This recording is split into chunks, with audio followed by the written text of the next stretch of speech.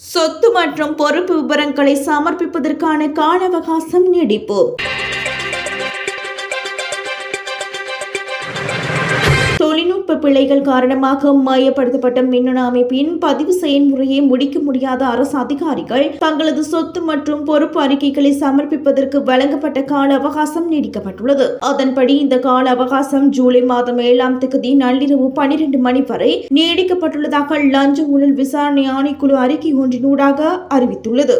இந்த நீடிக்கப்பட்ட காலப்பகுதியில் தாமத கட்டணம் எதுவும் அறவிடப்பட மாட்டாது என்றும் அதில் குறிப்பிடப்பட்டுள்ளது.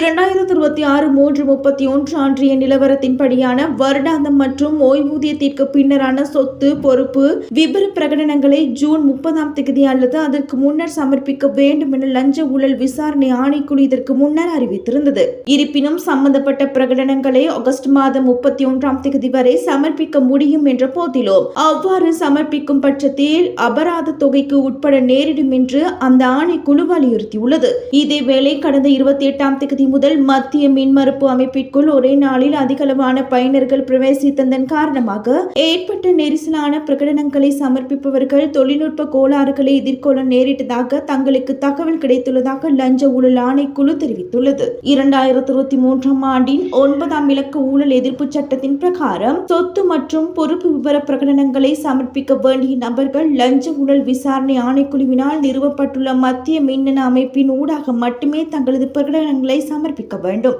சொத்து மற்றும் பொறுப்பு விவர பிரகடனங்களை மேற்கொள்வதற்கான மத்திய மின்னணு அமைப்பின் விவரங்களை உள்ளீடு செய்வது தொடர்பாக எழும் ஏதேனும் சிக்கல்கள் காணப்படின் ஆணைக்குழுவின் சொத்து மற்றும் பொறுப்பு விவர பிரகடன பிரிவின் 07671119554 மற்றும் 0112587287 ஆகிய தொலைபேசி எண்களை தொடர்பு கொண்டு அவற்றை தீர்த்துக் கொள்ளுமாறு லஞ்ச ஊழல் விசாரணை ஆணைக்குழு மேலும் கேட்டுக்கொண்டுள்ளது.